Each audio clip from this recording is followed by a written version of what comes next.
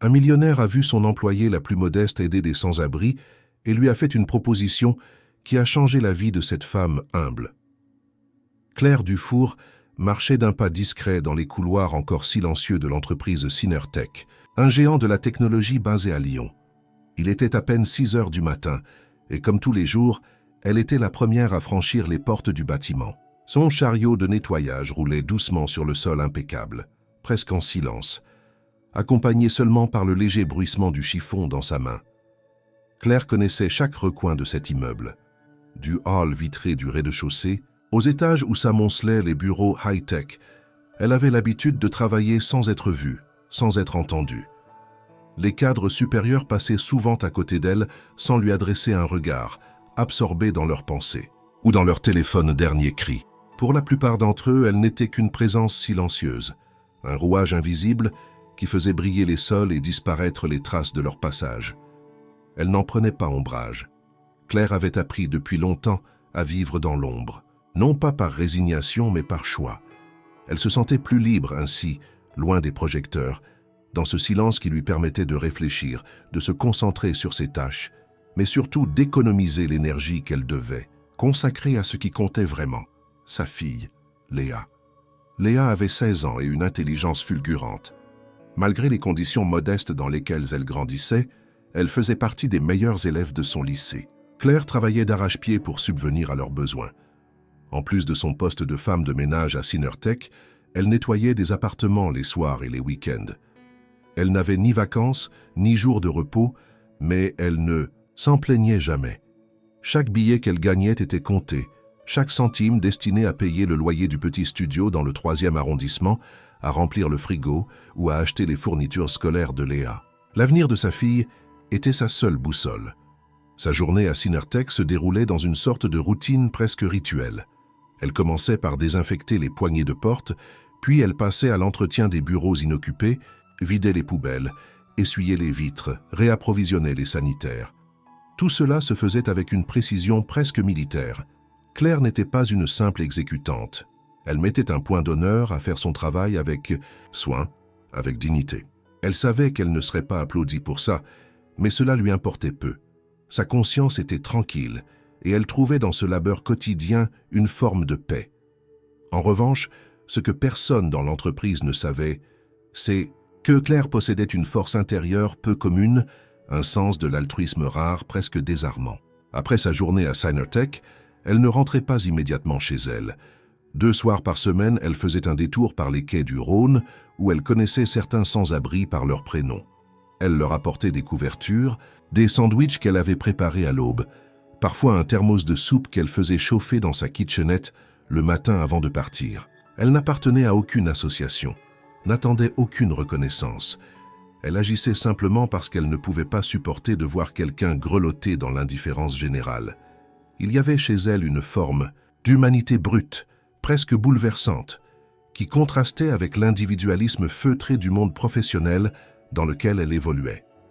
À l'intérieur de l'entreprise, les conversations tournaient autour des levées de fonds, des plans d'expansion, des nouvelles fonctionnalités de logiciels que Claire ne comprenait même pas. On parlait anglais à outrance. On utilisait des mots comme scaling, deadline, turnover, et personne ne se souciait de la femme qui nettoyait les surfaces pendant qu'eux préparèrent des présentations PowerPoint pour des investisseurs. Pourtant, elle entendait tout.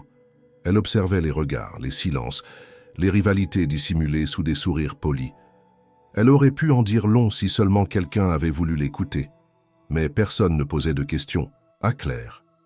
Personne ne s'étonnait de la voir arriver toujours avec les yeux fatigués, de la voir manger un simple sandwich au pain sec pendant sa courte pause déjeuner, assise seule sur un banc derrière le bâtiment. Certains employés, en passant, lui adressaient un bref bonjour, mais la plupart faisaient semblant de ne pas la voir. Et elle, fidèle à sa discrétion, ne cherchait pas à s'imposer. Elle avait appris que l'invisibilité pouvait parfois être une protection. Sa relation avec Léa était ce qui la tenait debout.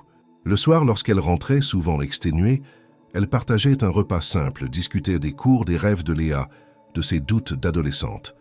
Claire faisait de son mieux pour répondre, pour la rassurer, même si parfois elle se sentait dépassée. L'idée que sa fille puisse abandonner ses études à cause d'un manque d'argent lui était insupportable. Elle avait quitté l'école à 17 ans pour subvenir aux besoins de ses parents malades. Elle ne voulait pas que Léa répète ce cycle. Elle voulait briser cette chaîne silencieuse de renoncements héréditaires. Mais malgré ses efforts, les fins de mois étaient chaque fois plus difficiles. Les factures s'empilaient, le loyer augmentait, la mutuelle ne couvrait plus certains soins nécessaires. Elle gardait tout cela pour elle, refusant de se plaindre à haute voix. Ce n'était pas dans sa nature. Son optimisme, bien que discret, résistait à l'adversité. Elle croyait encore que les choses pouvaient changer. Pas par miracle, mais par travail, par constance, par fidélité à ses valeurs. Et ainsi passèrent les jours. Entre les murs de l'immeuble moderne de Synertech, où les décisions à plusieurs millions d'euros étaient prises chaque semaine, personne ne se doutait que l'une des plus grandes richesses de l'entreprise passait la serpillière à l'aube, en silence. Claire continuait de travailler, de donner, de rêver, dans cette lumière douce du matin où personne ne regardait. Ce qu'elle ignorait, ce qu'elle ne pouvait pas prévoir, c'est que son invisibilité allait bientôt se fissurer. Une fissure minuscule, causée par un regard inattendu. Une simple coïncidence allait faire vaciller le mur derrière lequel elle s'était tenue toute sa vie. Et à partir de ce moment-là, plus rien ne serait jamais comme avant. Ce soir-là, le vent glacial descendait du nord, glissant entre les immeubles de Lyon comme un murmure d'hiver qui annonçait des nuits longues et cruelles. La ville s'illuminait lentement sous les réverbères, alors que les bureaux se vidaient de leurs employés pressés de retrouver la chaleur de leur foyer. Dans le grand hall de Synertech, les derniers cadres quittaient les lieux, leurs manteaux, luxueux sur le dos et des sacs en cuir à la main. Claire, elle, terminait sa journée. Elle avait rangé son chariot dans le local technique, avait mis sa veste usée sur ses épaules et salué le veilleur de nuit avec un petit sourire fatigué. Il n'y eut pas de réponse. L'homme regardait son écran, absorbé par un jeu de cartes numériques. Elle sortit dans la rue avec son sac à dos gris, celui qu'elle portait tous les jours depuis des années. À l'intérieur, 2 couvertures roulées serrées, une boîte en plastique contenant 6 sandwichs au fromage et à la salade, et une bouteille thermos remplie d'un potage fait maison. Le Rhône n'était qu'à quelques rues, et elle connaissait bien le chemin. Elle le parcourait 2 fois par semaine, parfois 3 lorsque la météo l'inquiétait. Son pas était rapide malgré la fatigue, son regard fixe. Ce n'était pas de la charité, disait-elle souvent à Léa. C'était juste normal. Si l'on avait un peu, même très peu, on pouvait partager. Sous le pont Wilson, à quelques mètres de l'eau sombre du fleuve, ils étaient déjà là. 4 hommes et une femme, emmitouflés dans des couches de vêtements, entourés de sacs et de cartons, cherchant à préserver un peu de chaleur corporelle. Claire s'approcha doucement, sans bruit. Ils la virent arriver et immédiatement, des sourires se dessinèrent sur leurs visages creusés. Elle s'agenouilla à côté d'eux, salua chacun par son prénom, leur tendit la nourriture, les servit comme une mère attentive. Elle versa le potage dans des gobelets réutilisables qu'elle rapporterait chez elle pour laver. Elle demanda des nouvelles, écouta leurs histoires du jour, rit parfois à une blague. Son visage se détendit, ses épaules aussi. Ici, elle n'était plus une femme de ménage invisible. Elle était Claire, une âme connue, attendue, précieuse. Ce qu'elle ne savait pas, c'est que de l'autre côté du quai, à une trentaine de mètres, une voiture noire était arrêtée, moteur éteint, phare coupé. À l'intérieur, Guillaume Morel, le PDG de Synertech, fixait la scène à travers le pare-brise. Il était censé se rendre à un dîner d'affaires, mais une envie subite de marcher un peu, après une longue réunion, l'avait poussé à faire un détour. Il avait laissé son chauffeur à quelques pas de là, et en traversant la rue, son regard s'était arrêté sur cette silhouette familière. Cela lui avait pris quelques secondes pour reconnaître Claire Dufour. Il l'avait croisée de rares fois dans les couloirs, toujours discrète, toujours silencieuse. Il ne savait rien d'elle, pas même son nom à cet instant précis. Mais ce qu'il voyait là, sur le trottoir humide d'un pont de Lyon, le laissa figé. Elle ne faisait rien de spectaculaire, pas de grandes déclarations, pas de gestes grandiloquents. Elle distribuait de la soupe, des couvertures, avec une douceur presque rituelle. Mais il y avait dans cette simplicité une force troublante. Guillaume resta là un long moment, sans bouger, comme si le monde s'était ralenti autour de lui. Il observait et quelque chose en lui se fissurait. Une gêne sourde monta en lui. Comment une femme qui, visiblement, n'avait pas grand-chose, pouvait-elle donner autant? Comment faisait-elle pour conserver cette lumière dans le regard, cette tendresse, dans un quotidien qui devait être rude? Il sentit un inconfort étrange. Cela n'avait rien à voir avec la pitié ou la compassion, c'était plus profond, une sorte de remise en question silencieuse, brutale. Il connaissait les chiffres de l'entreprise par cœur, les courbes de croissance, les prévisions de bénéfices. Il avait vu passer les visages des employés sans jamais s'y attarder. Et voilà que l'une d'entre eux, qu'il n'avait jamais remarqué, incarnait à elle seule quelque chose qu'il avait perdu de vue depuis longtemps. L'humanité à nu, sans filtre, sans calcul. Lorsque Claire se leva pour dire au revoir, au sans-abri, Guillaume eut un réflexe. Il se recula dans l'ombre de son véhicule, ne voulant surtout pas être vu. Il la suivit du regard alors qu'elle reprenait son chemin vers la station de métro. Son pas était lent, cette fois. Elle traînait légèrement la jambe gauche, comme si une vieille douleur s'était réveillée. Il regarda l'heure. Il était plus de 22 heures. Elle avait probablement commencé sa journée à l'aube. Il sentit un pincement, presque une brûlure. Il se rappela soudain qu'il ne connaissait rien des gens qui faisaient fonctionner sa société, rien de ceux qui balayaient les couloirs qu'il foulait chaque jour. La voiture redémarra doucement quelques minutes plus tard, mais Guillaume restait silencieux, absorbé par les images qu'il venait de voir. Son dîner fut écourté. Il prétexta une migraine, monta dans sa suite d'hôtel et resta là, assis, dans le noir à fixer le plafond. Les visages des sans-abri dansaient encore dans sa mémoire, mais surtout celui de Claire, avec son sourire tranquille et son regard attentif. Il ne dormit presque pas cette nuit-là. Quelque chose s'était mis en mouvement. Une curiosité d'abord, mais aussi un trouble moral qu'il n'avait pas connu depuis longtemps. Le lendemain, alors qu'il entrait dans le siège de Synertech, il scruta les couloirs, ses yeux cherchant celle qu'il n'avait jamais vraiment vue. Mais Claire n'était pas là. Il comprit alors que, pour l'apercevoir à nouveau, lui faudrait faire plus que simplement marcher dans les couloirs. Il allait devoir chercher, comprendre, et cela le mènerait bien plus loin qu'il ne l'aurait jamais imaginé. Guillaume Morel était un homme habitué à garder le contrôle. PDG de Synertech depuis maintenant 10 ans, il avait bâti un empire à partir de presque rien. Né dans une famille de classe moyenne de Bordeaux, il avait intégré une grande école de commerce avant de gravir les échelons dans l'univers des startups numériques. À 46 ans, il possédait plusieurs propriétés en France et à l'étranger, un portefeuille d'investissements diversifié et une réputation d'entrepreneur visionnaire. Sa vie était une suite bien réglée de décisions stratégiques, de réunions de haut niveau, de conférences à l'international. Tout dans son quotidien était optimisé pour la performance, l'efficacité, l'expansion. Et pourtant, depuis cette nuit où il avait vu Claire sous le pont, quelque chose en lui déraillait. Il n'arrivait plus à chasser son visage de ses pensées. Il revoyait ses gestes simples, son regard doux mais déterminé, la manière dont elle avait réchauffé les mains d'un vieil homme, avec un geste presque maternel. Il ne comprenait pas pourquoi cela le touchait autant.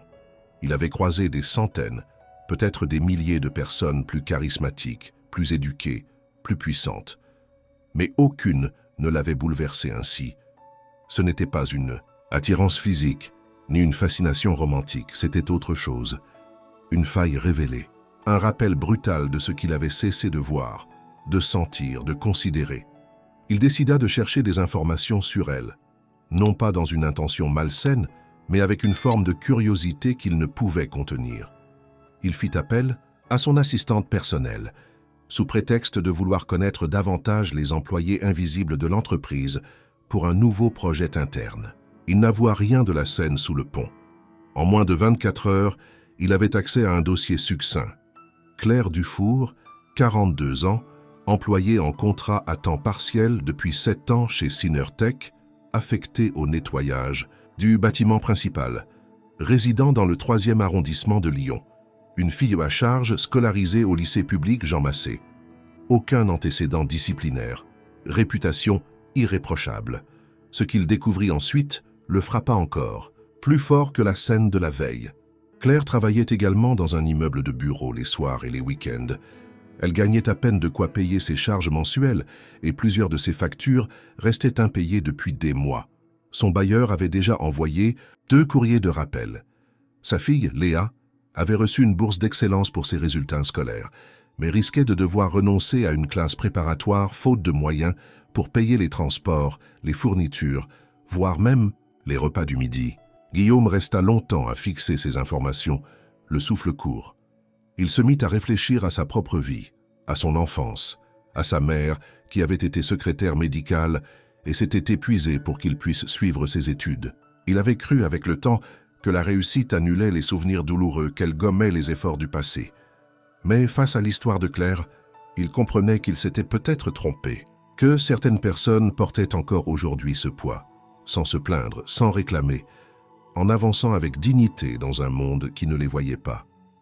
Guillaume passa les jours suivants dans un état d'agitation intérieure peu commun pour lui. Il assistait aux réunions, validait des décisions importantes, répondait aux journalistes économiques, mais en arrière-plan, Claire habitait ses pensées. Il l'aperçut une ou deux fois dans les couloirs, toujours concentrée, silencieuse, avec son uniforme impeccable et son badge légèrement effacé. Il ne lui adressa pas la parole, par pudeur, mais aussi par peur de troubler l'équilibre, fragile qu'elle semblait entretenir avec le monde. Il se mit à faire des choses qu'il n'avait jamais faites auparavant. Il prit le temps de parler aux agents d'entretien, aux standardistes, aux livreurs. Il les écouta, leur posa des questions. Ce qu'il découvrit l'ébranla. Beaucoup vivaient des situations proches de celles de Claire. Certains dormaient dans leur voiture. D'autres cumulaient 3 emplois. Et malgré cela, ils souriaient, disaient bonjour, faisaient leur travail sans jamais se plaindre. Guillaume sentit une colère sourde monter en lui, mais elle n'était dirigée ni contre l'entreprise, ni contre le système. Elle visait sa propre ignorance. Il s'était enfermé dans un monde de chiffres et de réussite, oubliant qu'il existait, dans ses murs même, des existences bien plus courageuses que la sienne. Il retourna relire le dossier de Claire, cherchant une faille, un prétexte, un moyen d'intervenir sans trahir l'équilibre de cette femme discrète. Il apprit que sa fille écrivait des poèmes, qu'elle participait à des concours littéraires. Il trouva même un de ses textes publiés dans un petit journal scolaire. Il le lut. À la fin, il dut s'asseoir. C'était une lettre d'amour à sa mère, déguisée en parabole sur la lumière et l'ombre. Les mots de Léa étaient simples mais d'une beauté désarmante. Elle parlait de Claire comme d'un phare invisible, une lumière qu'on ne voyait pas mais qui empêchait les autres de sombrer. C'en était trop. Guillaume sentit qu'il ne pouvait pas rester là, les bras croisés. Il ne savait pas encore comment agir. Il ne voulait pas humilier Claire ni lui faire sentir qu'elle devait quelque chose à qui que ce soit, mais il ne pouvait plus l'ignorer. Il devait lui parler. Pas en patron, pas en homme riche, en être humain. Il devait comprendre ce qui donnait à cette femme la force de se lever chaque matin, de donner aux autres alors qu'elle avait si peu. Il sentait, confusément, qu'elle détenait une vérité qu'il avait oubliée. Il passa une nuit entière à réfléchir à ses mots, à ce qu'il lui dirait, à comment il éviterait de franchir la ligne du paternalisme. Il n'en parla à personne.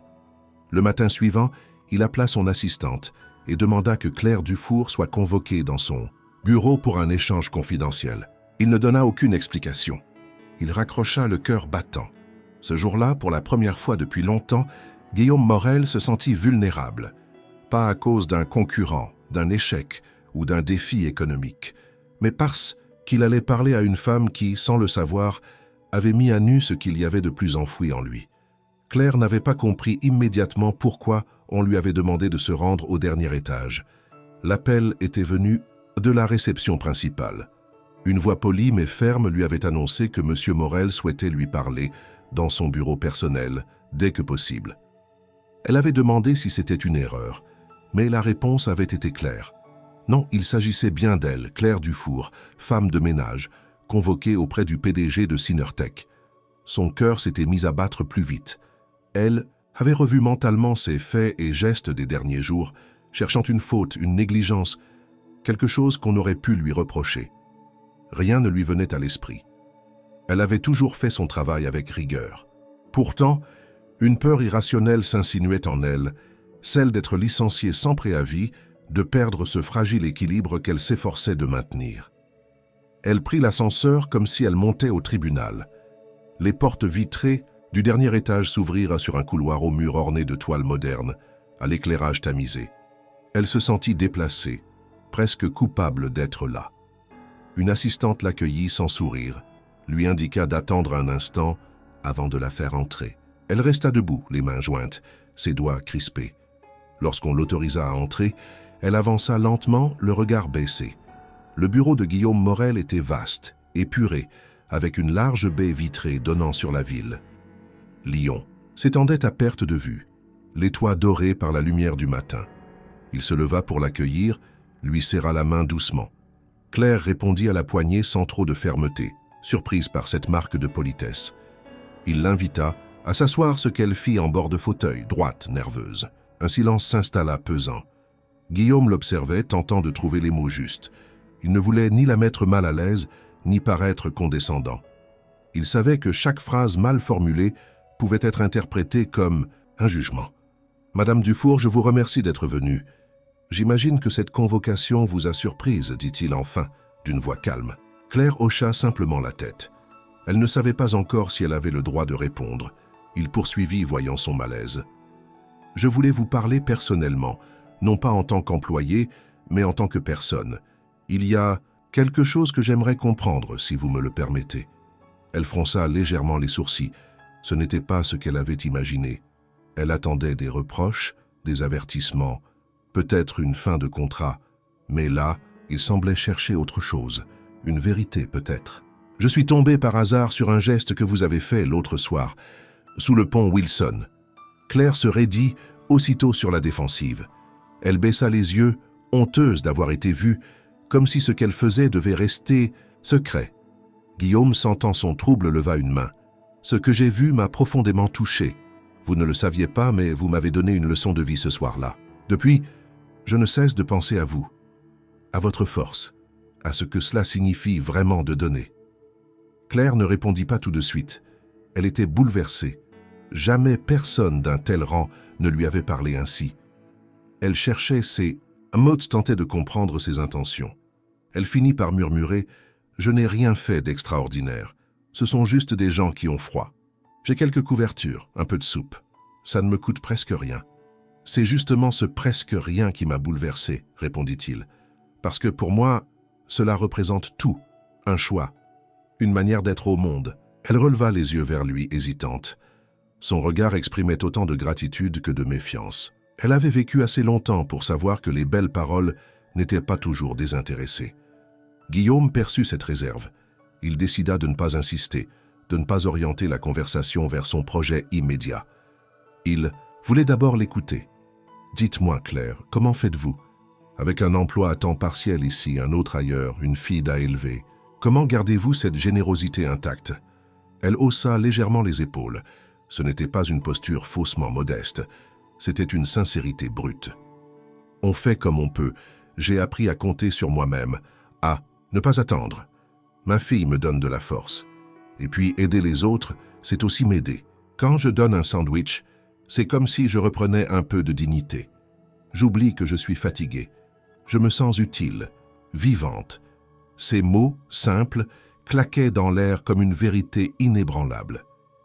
Guillaume les reçut comme une gifle douce. Il acquiesça lentement, touché. « Votre fille doit être fière de vous. »« J'espère, » répondit-elle en souriant timidement. « Elle est brillante. Elle mérite bien plus que ce que je peux lui offrir. Mais je fais de mon mieux. » Un silence respectueux s'installa.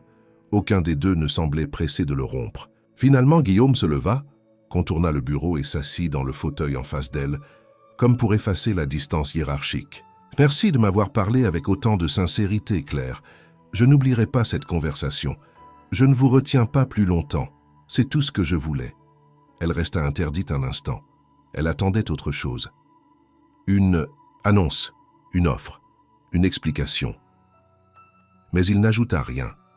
Elle se leva, le salua poliment, puis quitta la pièce, son pas toujours modeste, mais l'esprit en tumulte. Dans l'ascenseur, elle se regarda dans le miroir. Elle se sentit étrange, presque irréelle. Elle venait de parler comme une égale avec l'homme le plus puissant de l'entreprise. Il ne lui avait rien proposé. Il ne lui avait rien promis. Mais quelque chose, elle en était sûre, venait de changer. Elle l'ignorait encore, mais cette conversation n'était pas une fin. C'était un commencement. Les jours qui suivirent L'échange entre Claire et Guillaume se déroulèrent dans une étrange brume de confusion. Claire, tout en continuant son travail comme à son habitude, ne cessait de repenser à cette conversation. Elle avait fouillé dans ses souvenirs pour tenter d'y déceler ce que le PDG avait réellement voulu dire, mais n'y trouvait rien de tangible, aucune conclusion claire. Il avait parlé avec une douceur sincère, une curiosité presque douloureuse, mais était resté évasif quant à ses intentions. Ce n'était ni une évaluation de performance, ni un entretien disciplinaire, ni même une offre concrète. Juste un moment suspendu, hors du temps et des normes hiérarchiques. Elle avait fini par se convaincre que cela n'avait été qu'une curiosité passagère de la part d'un homme riche, peut-être pris d'un élan de conscience temporaire. Elle savait que dans les hautes sphères, les élans de compassion ne duraient jamais longtemps. Elle avait vu trop de promesses non tenues, trop de bonnes intentions avortées. Alors elle reprit son rythme, se lever à 5 heures, préparer le petit déjeuner de Léa, l'embrasser avant qu'elle parte au lycée, puis enchaîner les trajets de tram, les heures de travail, les efforts constants pour effacer les traces d'un monde qui ne la voyait pas. Un matin, en arrivant à Synertech, elle remarqua quelque chose d'inhabituel. Son casier, habituellement vide à l'exception de ses gants et de quelques sachets de thé, contenait une enveloppe crème, glissée avec soin. Elle la prit entre ses mains, intriguée. Aucun nom au recto, simplement le logo discret de l'entreprise. Elle l'ouvrit avec précaution. À l'intérieur, une lettre imprimée sur un papier de qualité, avec l'entête officielle de Synertech. L'écriture était soignée, impersonnelle, mais le contenu l'immobilisa. On l'invitait, en des termes formels, à un dîner de gala organisé par l'entreprise. Une soirée caritative annuelle, donnée dans un hôtel particulier du Vieux. Lyon où seraient présents les membres du conseil d'administration, des partenaires d'affaires et les cadres supérieurs. Elle n'en avait jamais entendu parler, car les employés d'entretien n'étaient pas conviés à ce genre d'événement. Il était précisé qu'une place avait été spécialement réservée à son nom et que la tenue de soirée était exigée. Claire lut la lettre 3 fois. Elle pensa immédiatement qu'il s'agissait d'une erreur, peut-être une autre Claire Dufour, une confusion de service. Mais le nom de son service était bien mentionné et la lettre avait été déposée dans son casier personnel. Le doute la rongea toute la journée. Devait-elle y aller? Était-ce un piège? Une farce cruelle montée par des collègues? Ou alors, était-ce lié à Guillaume Morel? Elle en parla à Léa le soir, en tentant de minimiser son trouble. Sa fille, en entendant les détails, ouvrit de grands yeux, stupéfaite. Elle lui rappela la conversation avec le PDG. Ce n'était probablement pas une coïncidence. Peut-être que c'était un geste de reconnaissance, un signe de confiance. Léa insista pour qu'elle accepte. Claire hésita longuement, tiraillée entre la peur du ridicule et l'envie secrète de comprendre ce qui se tramait. Elle n'avait pas de robe de soirée, ni de chaussures convenables. Tout cela lui semblait inaccessible, presque absurde. Mais Léa promit de l'aider à se préparer. Elle fouilla sur des applications de vêtements d'occasion, trouva une robe noire élégante à petit prix, presque neuve. Elles en rirent ensemble, entre incrédulité et excitation. Le soir du gala arriva plus vite que prévu. Claire, maquillée, légèrement par sa fille, coiffée avec soin, se sentit étrangère à son propre reflet. Elle n'avait jamais été aussi apprêtée. Le taxi, payé par l'entreprise selon l'invitation, la déposa devant l'hôtel particulier, dont les portes dorées scintillaient sous les lanternes. Elle descendit lentement, le cœur battant à tout rompre. Des silhouettes élégantes montèrent les marches en riant doucement. Des parfums de luxe flottaient dans l'air. Claire serrait sa petite pochette contre elle comme une bouée. À l'intérieur, tout était faste. Lustres en cristal, tapis épais, serveurs en gants blancs. Elle ne connaissait personne. Personne ne semblait la reconnaître non plus. Elle s'installa dans un coin discret, observa les allées et venues, se demandant ce qu'elle faisait là. Les conversations autour d'elle étaient ponctuées de termes financiers, de noms de sociétés, de projets qu'elle ne comprenait pas. Elle ne mangea rien, ne but qu'un verre d'eau. Elle n'osait pas bouger. Puis la lumière changea. Une musique légère retentit. Un maître de cérémonie monta sur scène, annonça que Guillaume Morel allait prendre la parole. Une vague de silence parcourut la salle. Claire sentit sa gorge se nouer. Elle voulait disparaître. Il monta sur l'estrade, salua sobrement. Il parla d'abord de l'année écoulée, des défis surmontés, des réussites économiques. Puis il changea de ton. Il dit qu'il voulait parler d'autre chose, d'un mot oublié, générosité, d'un mot presque éteint dans le monde des affaires, humanité. Il raconta alors l'histoire d'une employée, sans dire son nom au départ. Une femme qui, malgré un salaire modeste, consacrait ses soirées à aider des inconnus dans le froid. Une femme qui n'avait jamais demandé de reconnaissance. Une femme qui incarnait, mieux que n'importe quel slogan, les valeurs que Synertech prétendait défendre. Et puis il se tourna vers Claire. La lumière l'enveloppa. Tous les regards convergèrent vers elle. Un murmure parcourut la salle. Il prononça son nom. Claire Dufour. Il l'invita à se lever. Elle mit quelques secondes à réaliser. Elle se leva lentement. La salle était figée. Certains cherchaient à se rappeler si, oui ou non, ils l'avaient déjà croisée dans les couloirs. D'autres étaient visiblement gênés. Guillaume, lui, souriait avec gratitude. « Voilà, dit-il, ce que j'appelle une héroïne silencieuse. Nous avons tous quelque chose à apprendre d'elle. » Claire ne savait plus où regarder. Ses mains tremblaient. Elle n'avait jamais été sous le feu des projecteurs, mais à cet instant, elle comprit que quelque chose venait de basculer. Pas seulement dans le regard des autres, mais en elle aussi. Le moment où Guillaume Morel prononça le nom de Claire Dufour eut l'effet d'une onde de choc dans la salle. Il y eut d'abord un silence presque oppressant, comme si l'air s'était figé d'un seul coup. Les invités, jusqu'alors absorbés dans leur conversation feutrée autour de champagne et de petits fours, tournèrent lentement leur visage vers la femme désignée. Certains clignèrent des yeux, incrédules. D'autres froncèrent les sourcils, tentant désespérément de replacer ce nom, ce visage, dans les catégories connues du monde corporatif. Mais il n'y avait aucune fiche dans leur mémoire pour Claire. Elle n'était pas cadre, pas partenaire, pas dirigeante. Elle n'appartenait pas à leur monde. Elle était autre.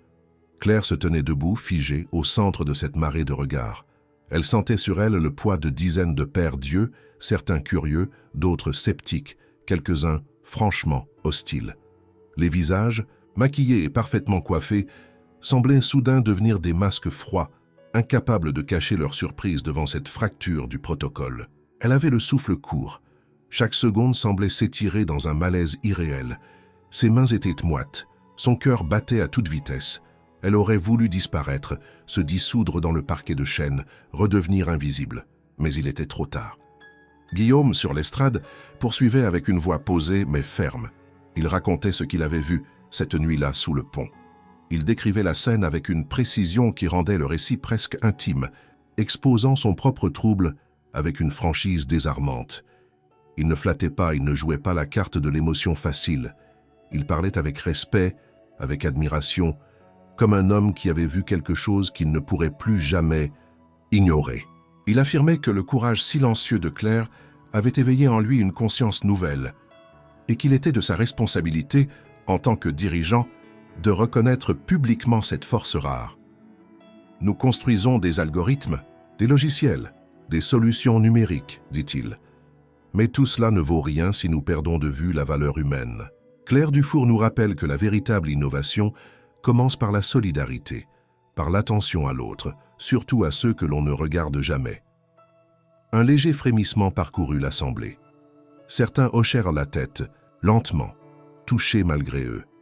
D'autres restaient immobiles, déroutés, presque offensés que ce moment solennel ne soit pas réservé à l'un des leurs. Il y avait quelque chose d'inédit, d'inconfortable dans cette mise en lumière. C'était un miroir tendu à une salle qui n'avait pas l'habitude de se regarder autrement qu'avec fierté. Claire, elle, avait envie de fuir. Mais en croisant le regard de Guillaume, elle comprit qu'il ne s'agissait pas d'une humiliation ni d'un jeu. Il n'y avait aucune moquerie dans son geste. C'était un hommage sincère, peut-être maladroit, mais profondément respectueux. Elle inspira lentement, releva la tête, planta ses pieds au sol comme pour affirmer sa présence. Elle n'était pas habituée à se tenir droite face au monde, mais ce soir, elle le devait. Les applaudissements commencèrent timidement, comme une pluie hésitante sur une surface sèche, puis ils gagnèrent en intensité. Pas unanime, certes, mais suffisamment fort pour remplir la salle. Claire ne savait pas si elle devait sourire, pleurer ou remercier. Alors elle fit simplement un signe de tête, humble, avant de se rasseoir, le souffle court.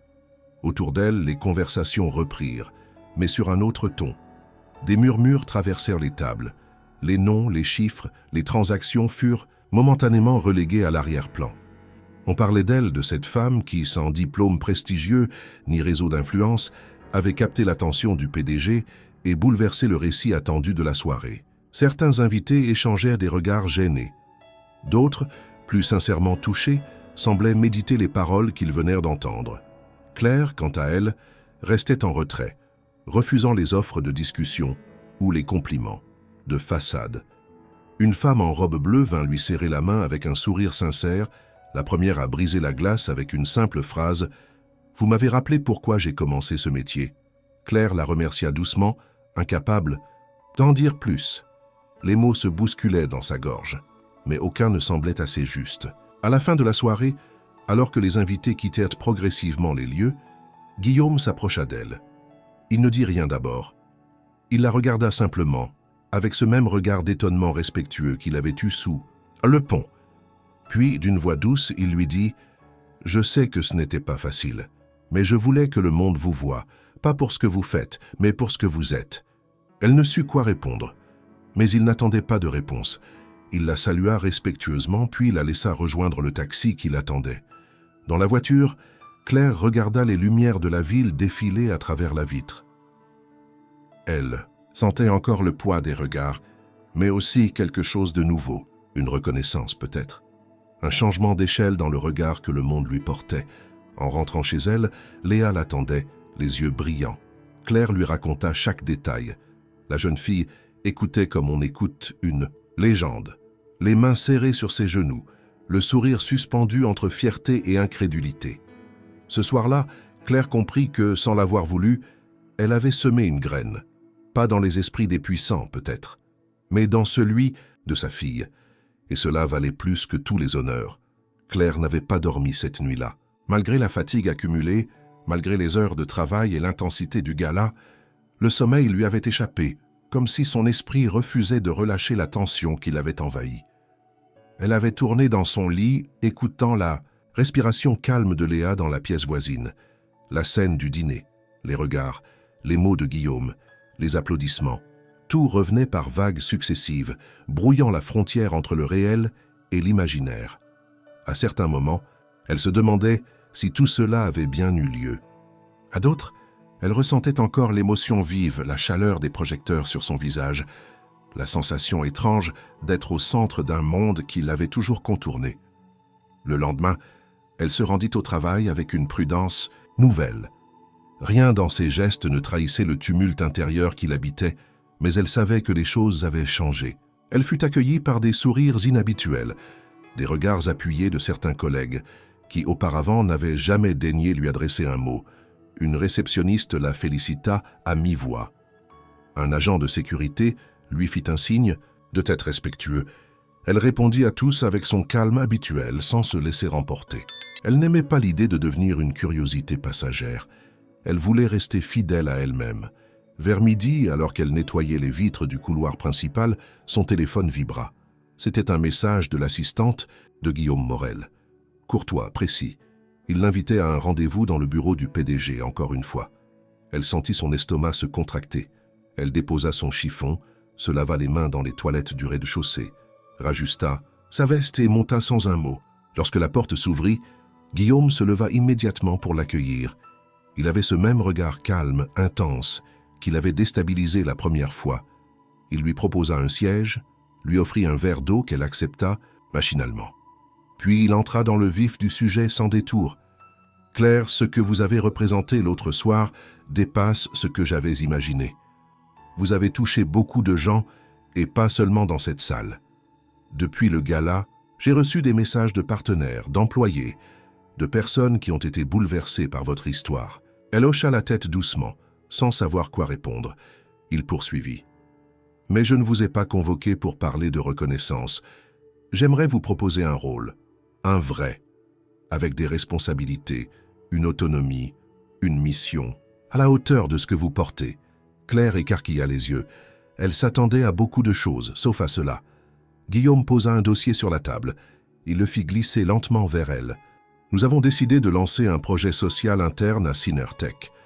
Une initiative qui vise à soutenir concrètement les populations précaires dans notre région en mobilisant les ressources humaines, financières et logistiques de l'entreprise. Il ne s'agira pas d'une simple œuvre caritative, mais d'un programme structuré, durable, et j'aimerais que vous en preniez la direction. Claire resta muette. Le mot « direction » résonnait étrangement dans son esprit. Elle n'était pas dirigeante, elle était femme de ménage. Elle connaissait les produits d'entretien, les horaires fractionnés, les fatigues accumulées. Elle ne connaissait rien aux réunions, au budget, aux décisions stratégiques. Elle secoua doucement la tête. « Je crois que vous me surestimez, dit-elle d'une voix hésitante. Je n'ai ni diplôme ni expérience. Je ne suis pas à ma place dans ce genre de structure. » Guillaume sourit, mais sans ironie. Il avait anticipé cette réaction.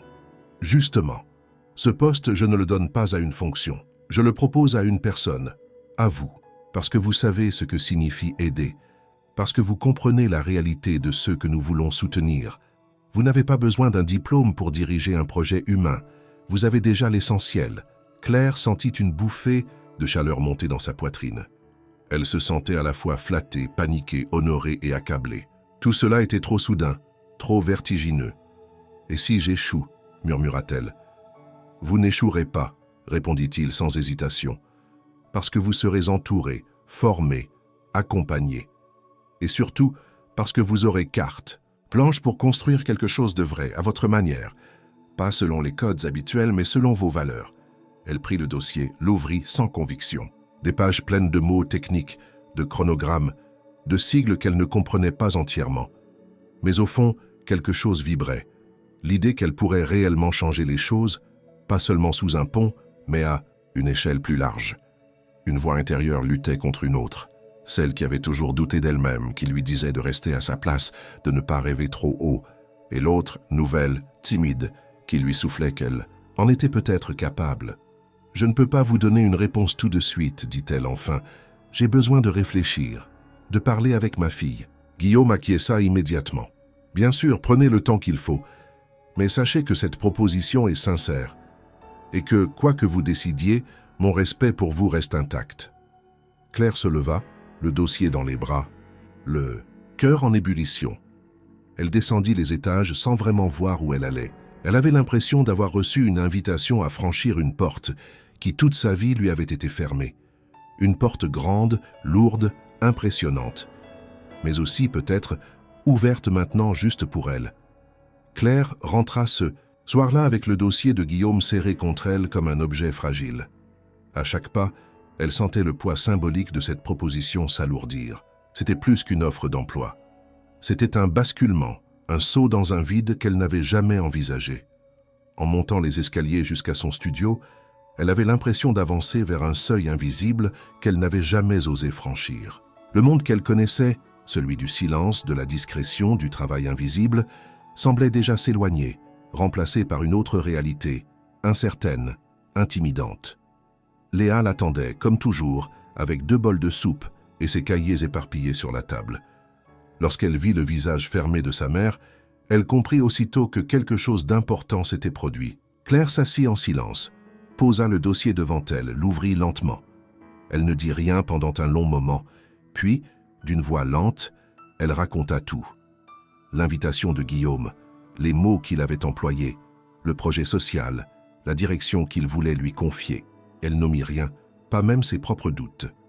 Léa resta interdite, puis un sourire se dessina lentement sur ses lèvres, un sourire fier, immense, presque enfantin dans sa pureté.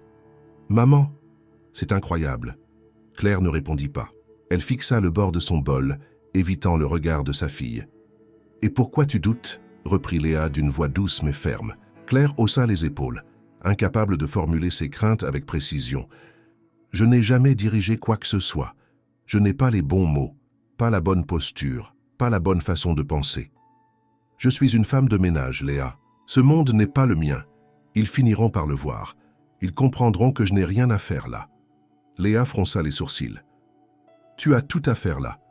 Ce monde a besoin de gens comme toi, justement parce qu'ils ne viennent pas des écoles de commerce, parce qu'ils savent ce que c'est, la vraie vie. Ce que tu as fait jusqu'ici prouve que tu as plus de leadership que n'importe quel cadre en costard. » Claire secoua la tête. Les mots de sa fille étaient beaux, mais l'inquiétude restait. « Et si je ne suis pas capable de gérer une équipe, Et si je m'écroule dès les premiers obstacles? Ils vont tous me regarder, me juger. Ils attendront que je tombe pour prouver que j'étais une erreur. Alors relève-toi, s'ils te font tomber. Tu t'es toujours relevé.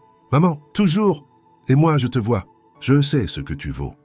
Si tu dis non maintenant, tu le regretteras toute ta vie.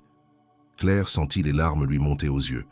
Ce n'était pas la peur de l'échec qui la paralysait le plus, mais celle de ne pas être acceptée. Elle avait vécu toute sa vie dans une forme d'ombre rassurante, où personne ne lui demandait d'être plus que ce qu'elle était. Sortir de cette zone, c'était s'exposer, s'offrir aux critiques, aux rejets. Elle n'était pas certaine d'en avoir la force. Elle passa la nuit à réfléchir, à tourner et retourner les pages du dossier. Les termes techniques lui échappaient, les graphiques l'effrayaient, mais une partie du contenu lui parlait. Les bénéficiaires, les quartiers ciblés, les objectifs humains. Là, elle retrouvait son langage, celui de la compassion, de l'action concrète. Elle imaginait des distributions de repas, des ateliers de réinsertion, des points d'écoute. Cela, elle savait le faire.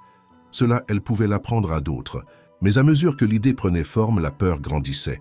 Le regard des autres, les attentes, les obstacles internes. Elle imaginait déjà les remarques perfides, les sourires condescendants, les saboteurs discrets qui attendaient sa chute pour reprendre le contrôle. Elle savait que ce monde ne pardonnait pas l'imperfection, encore moins quand elle venait d'une femme sans réseau, sans diplôme, sans capital social. Le lendemain matin, elle écrivit une lettre de refus. Quelques lignes sobres, polies, où elle remerciait pour l'opportunité mais invoquait des raisons personnelles pour décliner. Elle ne la relut même pas, de peur de changer d'avis. Elle plia la feuille, la glissa dans une enveloppe, la rangea dans son sac. Elle s'apprêtait à la déposer à la réception de l'entreprise à la première heure. Mais alors qu'elle descendait les marches de l'immeuble, elle croisa un voisin qu'elle connaissait à peine.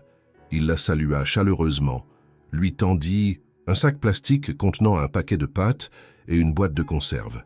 « C'est pas grand-chose, mais je me suis dit que ça pourrait vous servir, après tout ce que vous faites pour tout le monde ici. » Claire fut prise de court. Elle sourit, remercia, continua son chemin. Mais ce geste si simple la déstabilisa plus que tous les grands discours. Elle se rappela alors d'un moment précis, des mois plus tôt, lorsqu'elle avait aidé ce même voisin à porter des sacs de course alors qu'il se remettait d'une opération. Elle avait oublié ce détail. Lui, non. Ce souvenir, combiné aux paroles de Léa, fit vaciller sa décision. Elle marcha plus lentement, la tête pleine de voix contradictoires. Elle n'entra pas tout de suite dans l'immeuble de Synertech. Elle fit un détour. Elle alla sur les quais du Rhône, là où tout avait commencé. Sous le pont Wilson, il n'y avait presque personne ce matin-là. Le vent soufflait doucement sur l'eau. Claire s'assit sur un banc, sortit l'enveloppe, la regarda longuement. Puis, dans un geste calme, elle la déchira. Lentement, en petits morceaux, elle les jeta dans une poubelle proche, se leva et marcha d'un pas ferme vers l'immeuble de verre et d'acier. Elle n'était pas encore prête, mais elle avait compris que refuser par peur, ce serait trahir tout ce qu'elle avait été jusque-là. Et cela, elle ne le permettrait pas. Le lundi suivant, Claire reprit son poste comme à l'habitude, mais cette fois avec un feu nouveau dans le regard. Elle n'avait pas encore donné sa réponse officielle à Guillaume Morel, mais quelque chose en elle s'était stabilisé. Elle avait brisé l'élan de peur qui la maintenait dans l'ombre.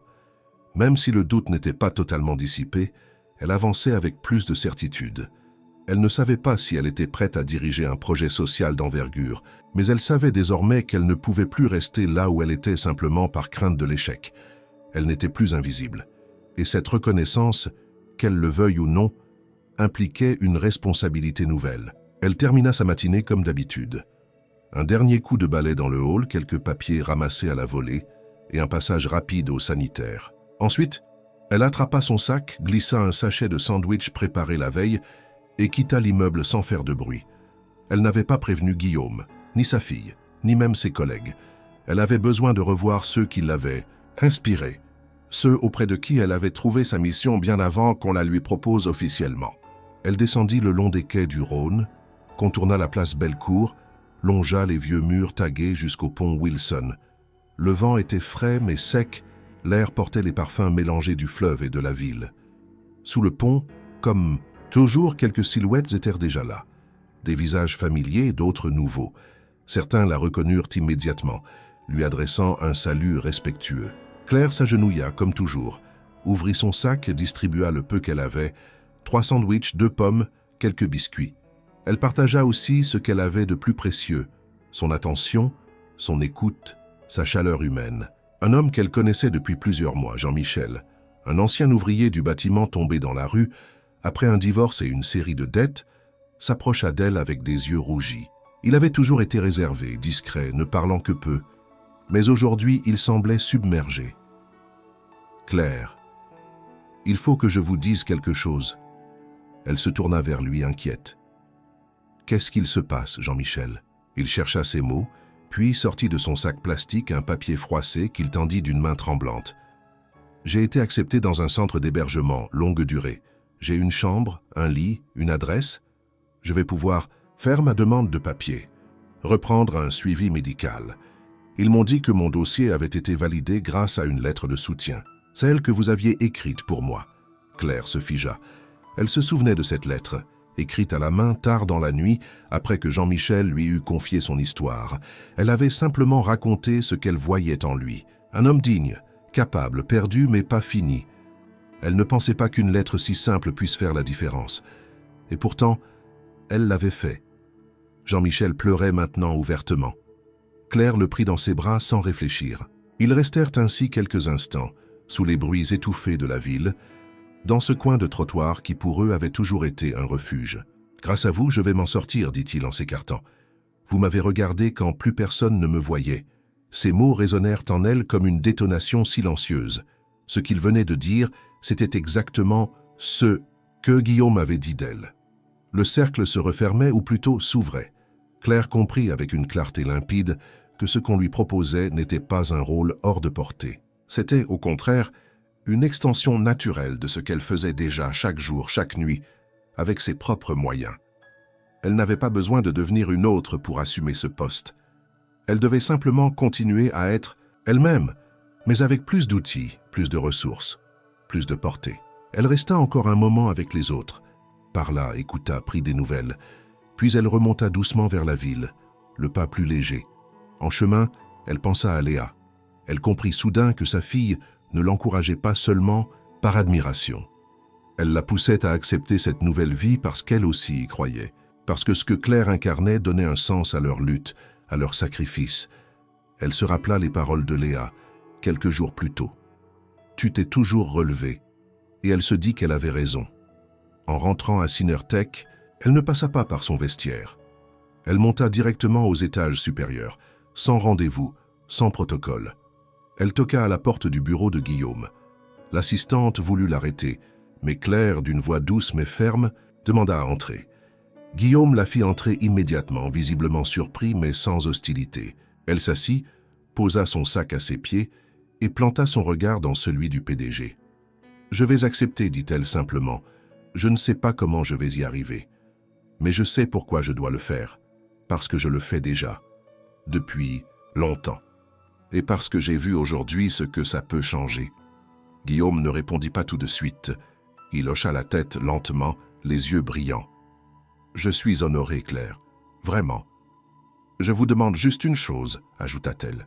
Pas de costume, pas de masque. Je veux faire ça à ma manière, avec les gens qui savent ce que c'est de manquer, et je veux pouvoir choisir mon équipe. Vous aurez carte blanche, répondit-il. Elle se leva, serra sa main, et pour la première fois, elle se sentit vraiment à sa place. Pas parce qu'on la lui avait donnée, mais parce qu'elle l'avait prise, parce qu'elle l'avait méritée, parce qu'elle l'avait choisie. Le matin de sa prise de fonction, Claire entra dans le bâtiment principal de Cinertech par la grande porte, cette fois non plus comme employée d'entretien, mais comme nouvelle coordinatrice du projet social interne. Elle portait un tailleur simple, emprunté à une amie, ses cheveux attachés avec soin, son badge fraîchement édité pendu à son cou. Son nom y figurait en lettres bien lisibles, accompagné de sa nouvelle fonction. Mais au-delà du costume ou du titre, c'était dans sa démarche que le changement était le plus visible. Elle marchait droite, le regard concentré, déterminée à honorer la responsabilité qu'on lui avait confiée. Pourtant, dès les premières heures, elle comprit que la transition ne serait pas douce. À peine avait-elle pris possession de son bureau, un petit espace vitré au fond du 4e étage, que les premières tensions commencèrent à se faire sentir. Les collègues du service des ressources humaines la regardaient avec une curiosité froide, mélange d'étonnement et de scepticisme. Certains se demandaient ouvertement comment une femme sans formation managériale, sans expérience en gestion de projet, avait pu obtenir un tel poste. Les plus cyniques chuchotaient qu'elle n'était là que pour servir de vitrine à une stratégie de communication de l'entreprise. Claire ressentit cette hostilité sourde dès la première réunion. Elle s'y rendit avec un cahier de notes et un stylo, prête à écouter, apprendre et proposer. Mais autour de la table, les regards étaient fuyants ou condescendants. On l'écouta à peine. Un cadre expérimenté prit la parole juste après elle pour reformuler ce qu'elle venait de dire, comme si ces mots ne comptaient pas. D'autres parlaient entre eux pendant qu'elle présentait ses premières idées. À la sortie, aucun ne lui adressa la parole. Elle rentra chez elle ce soir-là avec une boule dans l'estomac. Léa l'attendait avec un repas chaud et un sourire enthousiaste. Mais Claire n'arrivait pas à feindre la joie.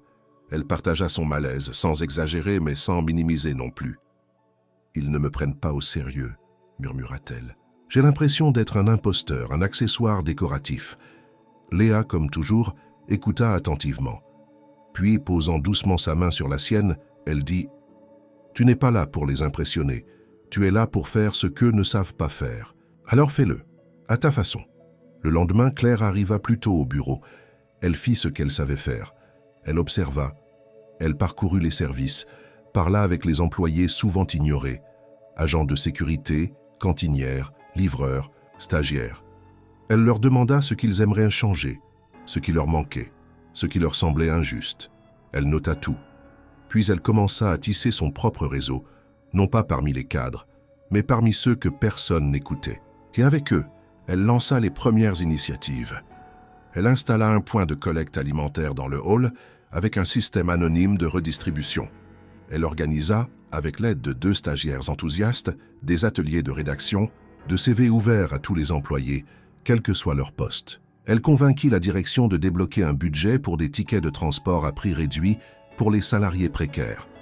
Ces petites actions, simples en apparence, commencèrent à faire du bruit. Mais tout ne se passa pas sans heurts. Lorsqu'elle proposa de transformer une salle inutilisée en centre d'accueil pour les familles de salariés en difficulté, elle se heurta à une levée de boucliers. Un directeur logistique s'y opposa frontalement, arguant que cela créerait une zone d'assistanat incompatible avec l'image moderne de l'entreprise. Claire, malgré le choc, tint bon. Elle répondit avec calme, exposa des chiffres, des témoignages, des besoins concrets. Elle n'éleva jamais la voix. Elle laissa les faits parler pour elle. Peu à peu, certains commencèrent à changer d'attitude.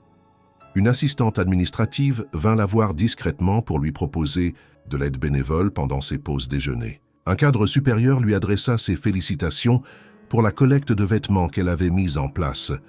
Un responsable IT l'invita à participer à une réunion stratégique. Ce n'était pas encore une reconnaissance pleine et entière, mais c'était un début. Guillaume, de son côté, restait attentif, sans intervenir. Il laissait Claire avancer seule, lui envoyant de temps à autre un message bref mais encourageant. Il savait que l'épreuve de la solitude était nécessaire pour qu'elle affirme sa légitimité par l'action, non par la protection. Au bout de 4 semaines, les premiers résultats étaient visibles. Le moral des équipes dans les services techniques avait grimpé. Les absences pour maladie avaient baissé. Un ancien salarié, revenu grâce à un programme de réinsertion, avait été embauché en contrat à durée indéterminée. Les témoignages affluaient, des lettres anonymes, des remerciements, des suggestions. Mais avec ces succès, les résistances se renforçaient aussi. Certains cadres voyaient en Claire une menace à l'ordre établi. Elle faisait sans budget ce qu'eux n'arrivaient pas à faire avec des moyens considérables. Elle fédérait, elle inspirait sans jamais imposer. Et cela, dans le monde des hiérarchies, était perçu comme une subversion silencieuse. Claire, consciente de ces tensions, continuait à avancer. Elle ne cherchait pas la confrontation. Elle cherchait le changement. Et à chaque fois qu'un obstacle se dressait, elle se souvenait de Jean-Michel, de sa lettre, de sa reconnaissance. Elle se souvenait de Léa, de ses mots, de son regard. Et cela suffisait à lui redonner la force de continuer. Elle savait que les épreuves ne faisaient que commencer. Mais elle savait aussi, désormais, qu'elle n'était plus seule. Elle était entourée de ceux qui croyaient en ce qu'elle incarnait, une autre façon de faire du bien, sans chercher à briller, seulement à réparer, à soutenir, à faire pousser. En silence, mais avec puissance. Le climat à Synertec s'était transformé en quelques mois. Depuis que Claire avait accepté le poste de coordinatrice du projet social, les murs froids de l'entreprise avaient commencé à vibrer d'une énergie nouvelle. Des employés autrefois repliés sur eux-mêmes s'investissaient dans des actions solidaires. Le programme avait donné naissance à des partenariats avec des associations locales, des ateliers d'alphabétisation pour les familles de travailleurs immigrés et même un service de consultation psychologique gratuit, financé par un budget que Claire avait réussi à négocier en exposant simplement des faits humains, concrets. Ce qui n'était au départ qu'une initiative secondaire devenait progressivement un pilier inattendu de la culture d'entreprise. Mais à mesure que son influence grandissait, l'opposition aussi prenait de l'ampleur, bien que de manière plus insidieuse. Certains cadres supérieurs, en particulier ceux qui voyaient dans cette montée de la solidarité une menace pour leur propre autorité ou prestige, commencèrent à se liguer dans l'ombre. Parmi eux, Jérôme Vallet, directeur du développement stratégique, nourrissait un ressentiment croissant envers Claire. Il était un homme méthodique, ambitieux, dont les idées n'avaient jamais été remises en cause, jusqu'à ce que Claire, sans diplôme, sans expérience, gagne l'estime d'un nombre croissant de collaborateurs et reçoive même des éloges publics du PDG. Vallet, qui n'avait jamais cru à l'utilité réelle du programme social, voyait désormais en Claire un obstacle personnel. Elle obtenait des résultats tangibles, là où ses propres projets peinaient à convaincre. Et pire encore, elle le faisait avec sincérité, sans chercher à impressionner ou à gravir les échelons. Son succès lui paraissait d'autant plus insupportable qu'il ne pouvait s'appuyer sur aucun élément formel pour la discréditer, jusqu'au jour où il crut en avoir trouvé un.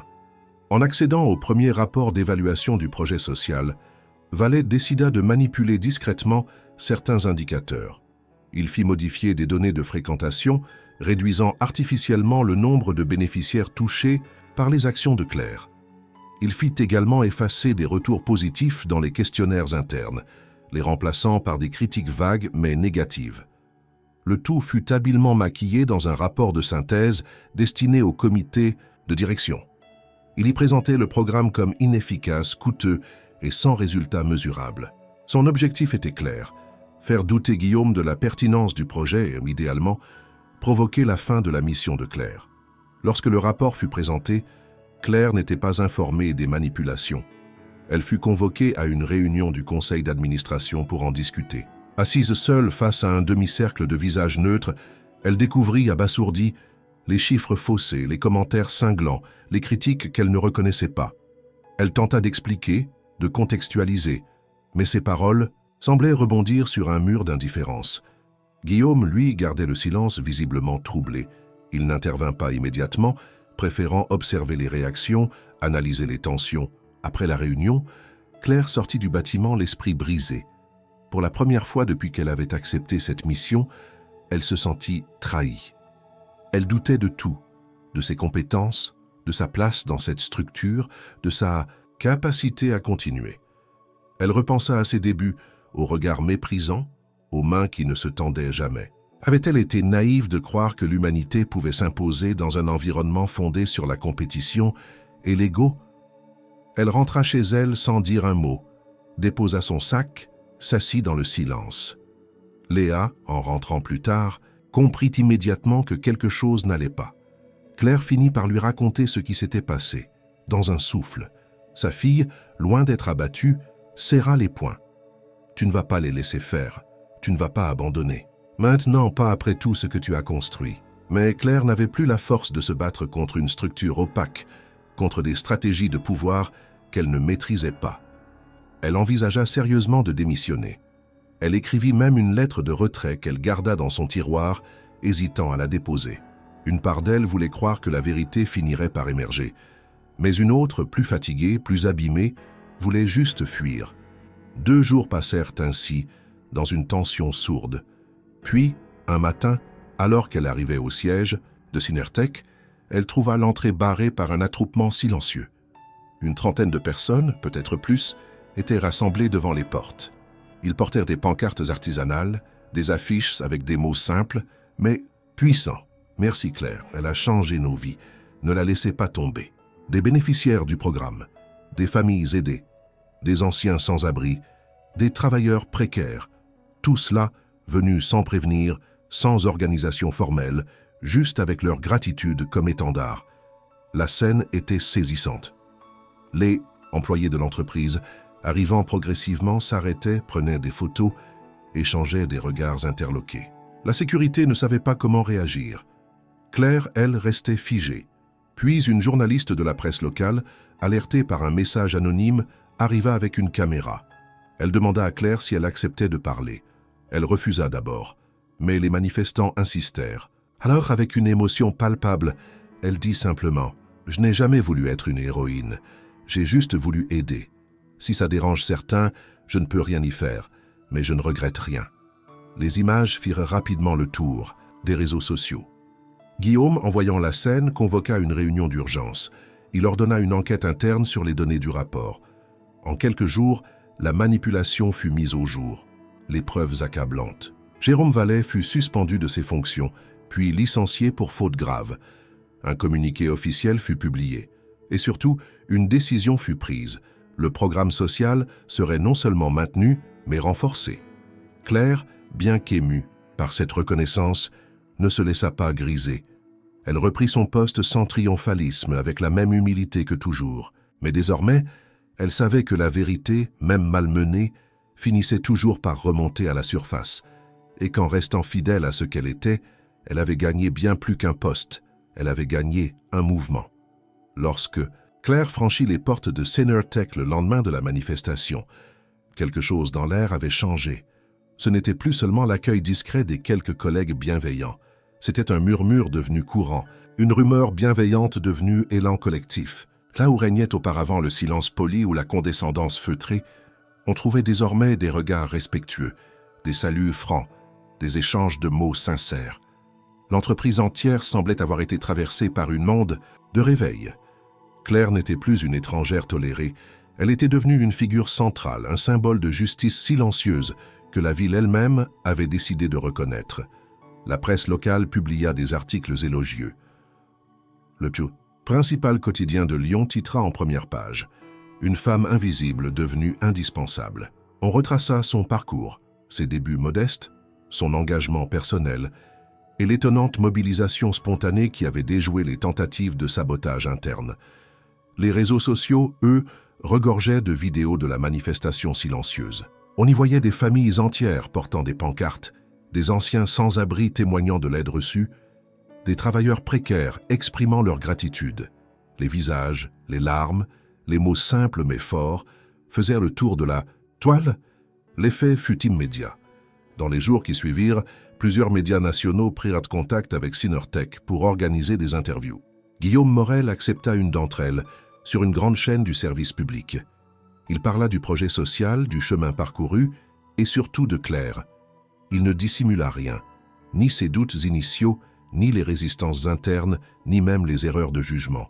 Il parla d'elle avec une admiration sincère et déclara en direct que jamais une décision managériale ne l'avait autant transformé sur le plan personnel. Mais c'est la décision prise par la mairie de Lyon qui scella le tournant. Touchée par l'impact du programme de Claire, la municipalité décida de soutenir officiellement son initiative. Une subvention spéciale fut débloquée pour étendre le projet à d'autres entreprises de la région. Un centre de coordination fut mis à disposition dans un ancien bâtiment administratif rénové. Claire y fut conviée pour en prendre la direction stratégique, non plus seulement au sein de Synertech, mais à l'échelle municipale. Elle hésita, comme toujours. Elle redoutait de perdre ce lien direct avec les bénéficiaires, ce contact humain qui l'avait toujours guidée. Mais la promesse faite par la ville était claire, elle aurait les moyens d'amplifier ce qu'elle faisait déjà sans renoncer à son style. La cérémonie de signature de la convention se tint dans l'ancien hôtel de ville, un bâtiment historique du centre de Lyon. L'événement rassembla des élus, des représentants d'associations, des citoyens ordinaires. Claire, habillée simplement comme à son habitude, monta sur scène sous les applaudissements d'une salle comble. Elle ne prépara pas de discours. Elle prit le micro inspira longuement, puis dit « Je ne suis pas ici pour représenter un succès personnel. Ce que j'ai fait, je l'ai fait parce que je n'acceptais pas que des gens dorment dehors pendant que d'autres ferment les yeux. Ce que je fais aujourd'hui, je l'ai appris sur les trottoirs, pas dans les bureaux. Et si je suis ici, c'est parce que des gens souvent ignorés ont cru en moi. Je veux que ce projet reste à leur image, humain, direct, sans phare. Et je remercie chacun de ceux qui m'ont poussé à ne pas baisser les bras. » Le silence respectueux qui suivit fut plus éloquent que les applaudissements qui vinrent ensuite. Cette femme qui, quelques mois plus tôt, nettoyait les couloirs à l'aube dans l'indifférence générale, devenait maintenant la voix d'un engagement éthique nouveau à l'intersection du social, de l'entreprise et de la ville. Mais Claire ne se laissa jamais distraire par les honneurs. Elle refusa les propositions d'apparitions médiatiques répétées. Elle déclina même une invitation à une table ronde internationale sur la responsabilité sociale des entreprises, jugeant qu'elle avait plus urgent à faire. Elle consacra ses journées à structurer le réseau qu'elle construisait, à tisser des ponts entre les associations locales, les services sociaux et les directions d'entreprise. Elle créa un modèle simple, duplicable, avec une charte claire. Priorité aux bénéficiaires directs, transparence totale sur les fonds, participation obligatoire des salariés. Elle insista pour que les décisions soient prises collectivement en impliquant les premiers concernés. Le programme fut baptisé l'Interstice, un mot qu'elle choisit elle-même, parce qu'il évoquait l'espace entre les choses, l'endroit discret où la lumière passe. Mais ce fut sans doute l'initiative la plus inattendue qui marqua durablement les esprits. Un jour, Claire annonça qu'elle lançait une marche de la dignité. Une marche silencieuse à travers les quartiers populaires de Lyon, réunissant bénévoles, bénéficiaires, salariés, passants, tous invités à marcher côte à côte, sans slogan, sans banderole, juste pour être vus ensemble. Ce fut un moment d'une force rare. Des centaines de personnes participèrent. Des rues entières furent traversées par cette colonne humaine paisible, sans bruit mais pleine de sens. Des commerçants sortirent applaudir, des enfants marchèrent. En tenant la main de sans-abri, des cadres en cravate défilèrent aux côtés de femmes de ménage, de réfugiés, d'ouvriers. Cette marche, filmée depuis les toits par des drones bénévoles, fit le tour du monde. Des villes s'en inspirèrent. Des écoles l'utilisèrent comme exemple d'engagement civique. Et Claire, fidèle à elle-même, ne prononça aucun mot ce jour-là. Elle marchait au centre du cortège, avec Léa à sa gauche, Jean-Michel à sa droite, et tant d'autres autour d'elle. Elle ne dirigeait pas. Elle avançait simplement, avec les autres. Et cela suffisait. Guillaume, qui observait la scène depuis le trottoir, sut alors qu'il avait eu raison de faire ce qu'il avait fait. Mais surtout, il comprit qu'il n'avait été qu'un déclencheur. Le vrai changement, c'était Claire. Elle avait montré qu'on pouvait transformer le monde sans bruit, en le touchant là où il était le plus fragile, dans sa capacité à voir l'autre. Et la ville, désormais, voyait. 1 an s'était écoulé depuis que Claire avait accepté ce poste qu'elle n'avait jamais cherché. 12 mois intenses, faits de doutes, de luttes, mais aussi de conquêtes inattendues. Elle n'était plus la femme de ménage silencieuse de Synertech, mais elle n'était pas non plus devenue une figure distante ou institutionnelle. Claire Dufour avait trouvé sa place sans renoncer à elle-même. Elle n'avait pas appris à se fondre dans les codes du pouvoir. Elle avait au contraire imposé une nouvelle grammaire fondée sur l'écoute, la simplicité, la cohérence. Et c'est justement cela qui avait fait d'elle un repère. À présent, elle dirigeait un réseau de centres sociaux répartis dans plusieurs régions du pays. Ces centres, nés de l'initiative L'Interstice, fonctionnaient selon des principes qu'elle avait bâtis avec patience: horizontalité, inclusion, transparence. Les structures étaient petites, à échelle humaine, toujours intégrées au cœur des quartiers qu'elle servait. Aucun bâtiment n'avait été construit. Tous étaient réhabilités à partir de lieux abandonnés, transformés en espaces de vie collective, d'entraide, de formation. Le financement provenait d'un mix habile entre fonds publics, partenariats privés et dons citoyens. Mais plus encore, c'était l'engagement local qui faisait la force du projet. Claire se rendait régulièrement sur le terrain. Elle refusait les bureaux fermés, les réunions inutiles, les titres pompeux. Elle tenait à conserver le contact direct avec les gens. Elle écoutait, prenait des notes. Parfois préparait elle-même le café, s'asseyait dans les cuisines communes, partageaient un repas improvisé. Ceux qui la croisaient étaient souvent frappés par son humilité. Une femme en jean et chemise, cheveux attachés, regard doux, paroles mesurées. On la voyait parfois balayer une salle après une rencontre, ramasser les chaises, comme si le geste d'origine ne l'avait jamais quittée. Mais malgré sa discrétion, Claire avait acquis une notoriété réelle. Elle était invitée à des colloques, citée dans des articles universitaires, étudiée dans des écoles de management. On parlait d'elle comme d'un modèle d'innovation sociale spontanée. Elle recevait des lettres du monde entier, de jeunes militants, de responsables associatifs, de simples citoyens qui voulaient bien faire comme elle. À chaque fois, elle répondait, toujours personnellement, toujours avec simplicité. Léa, de son côté, avait intégré une des meilleures universités de France. Elle avait choisi les sciences politiques avec une spécialisation en politique publique sociale. Elle avait obtenu une bourse complète grâce à ses excellents résultats, mais aussi en raison de l'attention médiatique suscitée par l'histoire de sa mère. Elle vivait désormais à Paris, mais appelait sa mère tous les jours. Leur lien s'était renforcé, mûri, traversé d'un respect réciproque encore plus profond. Claire, en la voyant grandir, se sentait à la fois fière et apaisée. Elle savait que Léa porterait en elle cet héritage de justice silencieuse, de courage discret. Un jour, un grand journal national proposa à Claire une longue interview. Elle accepta, à condition qu'elle puisse choisir l'endroit. Elle invita la journaliste dans le premier centre qu'elle avait ouvert, à Lyon, dans le quartier de la Guillotière. Elles s'assirent sur un banc à l'arrière du bâtiment, près d'un potager communautaire.